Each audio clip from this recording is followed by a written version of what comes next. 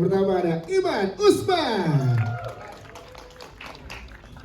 Selanjutnya masih dari jajaran proyek. Dan melengkapi jajaran produser kita punya Sierra Tamiharja. Selanjutnya kita undang teman-teman cast dari film Para Prasuk. Langsung saja bergabung bersama dengan kita, ini dia Angga Yunanda. Wow, Angga silakan. Selanjutnya kita sambut Anggun.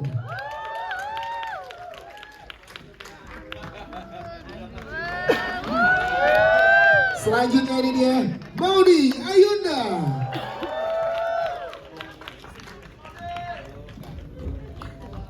Selanjutnya kita sambut Ciko Kurniawan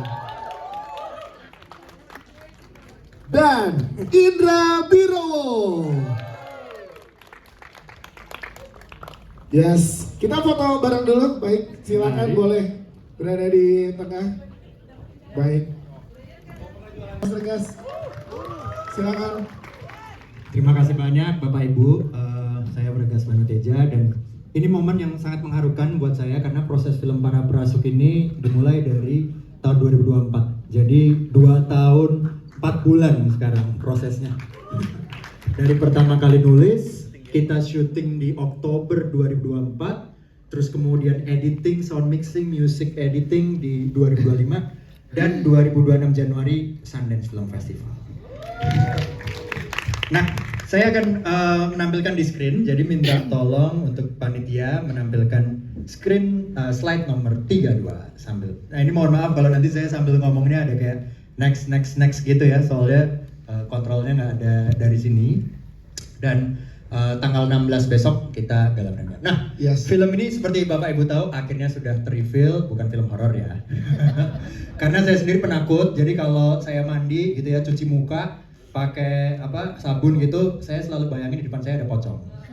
Jadi pasti segera buru-buru saya cuci muka biar nggak ada penampakan. Jadi ini film bukan film horor. Film ini tentang obsesi gitu ya, obsesi manusia. Apalagi dari diwakilkan tokoh Bayu ini yang berambisi untuk menjadi perasuk terbaik. Dan salah satunya adalah kenapa banyak roh-roh tersebut adalah dulu adik saya itu seorang paranormal. Jadi waktu saya kelas 1 SD, adik saya 2 tahun usianya di bawah saya, dia tuh bilang kalau di atap rumah kita itu ada kucing raksasa berekor 3. Terus aku bilang, ini kamu kebanyakan nonton Pokemon ini kali ya? Terus saya nggak percaya, dia bilang kucing raksasa berekor 3, kukunya sepanjang pisau gitu ya. Terus nggak lama kemudian om saya yang sesama paranormal datang dan bilang ke dia bahwa oh iya memang betul ada itu gitu. Jadi oh ternyata ada beneran gitu, roh itu. Dan adik saya memberi nama kucing itu adalah Cemeng Pertak yang artinya anak kucing putih. Ternyata adik saya bisa berteman dengan si kucing itu. Jadi kayak Pokemonnya dia. Dan ternyata adik saya start mengkoleksi roh-roh lain ketika dia jalan-jalan. Ke sungai ketemu kura-kura raksasa dia bawa pulang. Ke gua di Kaliurang dia bawa pulang kelelawar putih. Sampai akhirnya di kamarnya berkumpul banyak sekali roh binatang yang dia jadikan temannya. Sampai om saya bilang, kamu nggak boleh ngoleksi ini kebanyakan karena nanti bisa menarik roh yang lebih besar. Terus akhirnya dengan berat hati dia harus melepaskan roh-roh itu teman-temannya gitu. Sampai akhirnya adik saya memutuskan untuk menutup indera keenamnya pada saat dia kuliah kedokteran di UI karena dia kerja di ruang jenazah. Jadi penampakannya banyak. Jadi dia tobat kayak, oh udah aku nggak mau lihat lagi, aku takut gitu ya. Oke, next slide. Nah, di Sundance Film Festival kemarin kita berangkat ke sana merepresentasikan film kita di section World Cinema Dramatic Competition. Itu adalah section kompetisi utama di mana hanya ada 10 film yang terseleksi dari seluruh dunia. Mantap. Kita berangkat ke sana bareng-bareng, tempatnya di Park City, state-nya Utah, suhunya -7. Jadi teman-teman lihat bahwa di sini glamnya ini glam winter ya, pakai baju musim dingin semua. Terus next slide. Nah, terus kita semua duduk menyaksikan film kita pertama kali dan penuh haru. Waktu itu Mbak Anggun juga waktu perjalanan ke sana Mbak Anggun mulai nangis dan kita semua nangis juga ketularan karena proses yang sangat panjang ini gitu ya. Next. Dan ternyata setelah film selesai di Sundance kita dapat standing ovation.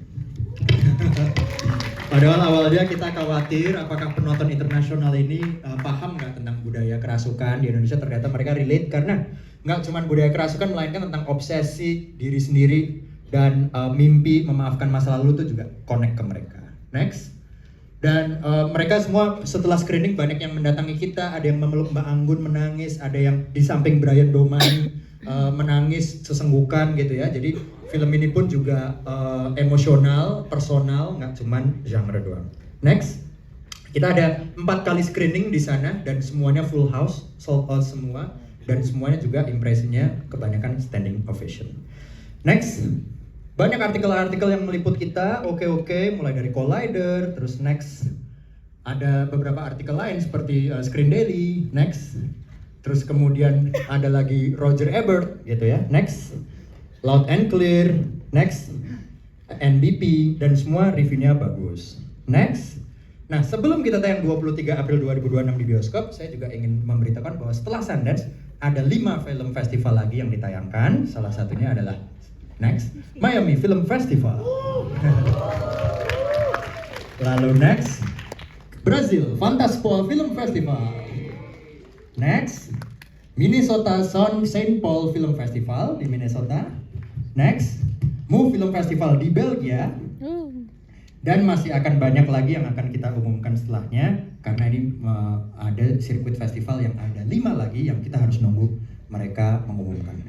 Jadi mungkin pengantarku itu dulu, akan lebih banyak diungkapkan di Q&A setelah ini. Ya, tepuk tangan dong untuk Mas Regas. Terima kasih untuk penjelasannya. Ini melanjutkan dari slide yang sudah disampaikan sedikit Mas Regas, gimana rasanya membawa perfilman Indonesia ke kancah dunia dan dapat apresiasi yang luar biasa?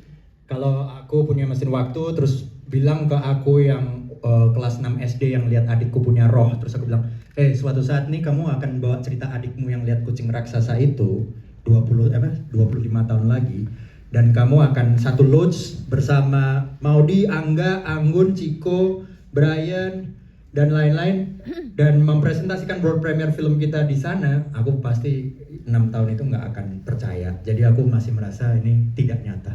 Wow, terima kasih Mas Regas. Tapi satu hal yang menarik juga pada saat kita selesai menyaksikan film Para Prasuk adalah tentang tema ambisi yang dibawa ke dalam tema film Para Prasuk ini. Kita pengen tahu juga refleksi dari seorang Regas Baduteja terhadap juga proses pendewasaan seorang Regas di industri film seperti apa? Silakan. Oke, kita masuk ke slide 57. Ini kayak Pak dosen ya, mohon maaf ini cara saya presentasi karena ibu saya dosen, jadi saya kebiasaan diajarin presentasi pakai PowerPoint, jadi mohon maaf. Ya, jadi saya di industri film itu pertama kali mengenal film itu SMP, saya jadi aktor. SMP itu aktor bendahara kelas yang korupsi uang kas. Tenang, bukan bendahara kelas korupsi beneran, tapi cuman aktor. Dan disitu saya sering mengkritik sutradara bahwa kok kamu angle-nya dari sini sih, kok kamu sudutnya dari sini, sehingga sutradara saya, teman sekelas saya bete waktu itu. Kamu aja sana yang direct gitu. Akhirnya saya mendirect, dan SMP kelas 3 itulah, umur 14 tahun itu pertama kali saya merasakan kenikmatan membuat film. Tapi setelahnya jadi obsesi. Waktu SMA, saya setiap hari ke sekolah itu masukin handycam mini DV ke dalam tas saya rekam semua teman saya bikin film pendek sepulang sekolah, dan saya sering lembur, sering ngedit pakai Windows Movie Maker. Pernah waktu itu exporting di laptopnya di pangku, di motor, karena mau disubmit festival jam 3 sore, kita baru rendering ngeburn VCD-nya jam setengah 3. Begitu kena polisi tidur, dia ada jeglukan gitu, renderingnya error gitu. Terus sampai sana filmnya nggak keterima pula gitu. Dan hal itu membuat bapak ibu saya tuh kadang kalau mau mengajak makan, mas makan bakmi Jawa yuk gitu. Aku bilang nggak bisa bu, aku baru ekspor nih baru 30% dan error terus gitu. Besoknya adik saya, mas kita mancing yuk di tambak gitu. Nggak bisa Ki, besok aku ada syuting tambahan, shot naik motor jadi susah. Jadi dengan obsesi ini, itu banyak sekali aku meninggalkan orang-orang terdekat, keluarga, teman, dan lain-lain. Nah makanya aku menuangkan itu kayak Bayu gitu, yang teman-teman lihat di sini waktu Bayu dikunjungin Laksmi tadi gitu kan. Laksminya bilang, ularnya ketangkap gitu, terus yuk gue kangen deh sambetan sama lo, tapi dianya kayak, Linta kagak ngomong. Lah ini lu barusan ngomong gitu. Dianya malah bertapa lintah, karena aku dulu pernah menjadi orang seperti itu, dan aku menyadari bahwa kalau film itu adalah potret dari kehidupan, kenapa aku melupakan kehidupan asli itu sendiri? Dan kenapa aku malah terfokus pada frame yang hanya berukuran 16:9 ini? Jadi itulah titik yang merubah saya bahwa hidup lebih penting dari film. Wow, luar biasa. Mas, tapi ada satu pertanyaan lagi sebelum ke yang lainnya, karena kita kagum banget dengan gimana seorang guys menciptakan dunia yang ada di Para Prasuk ini, menggabungkan sesuatu yang real dan juga surreal seperti di Alam Sabetan ini. Gimana Mas proses? Kita nggak kebayang itu Mas nonton ini gimana ya? Penciptaannya ya. Yes, silakan. Oke, masuk ke slide 67. Pak dosen lagi ya. Tiga materi. Iya.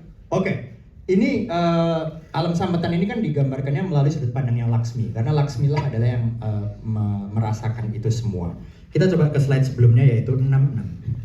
Jadi saya menciptakan 3 alam. Jadi kalau teman-teman yang lihat di sini kan ini alam realita. Tapi nanti ada alam yang full hitam tuh alam konsentrasinya Bayu. Dan alam yang tadi Laksmi ada bunga-bunga yang dia dimandiin kayak di car wash kayak gitu. Itu namanya alam Sabetan. Nah, kenapa yang pertama alam limbo yang penuh hitam tersebut? Kita ke slide sebelumnya.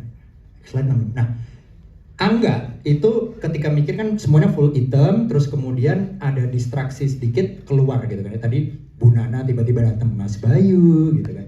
Karena setiap pagi itu saya meditasi. Jadi setelah bangun saya nggak lihat sosmed, karena kalau saya lihat sosmed mood saya terganggu. Saya mandi, nggak makan dulu, terus saya meditasi 45 menit. Nah di meditasi itu saya buka mbak bubu kayak satpam tadi, gitu. Jadi ini banyak dan juga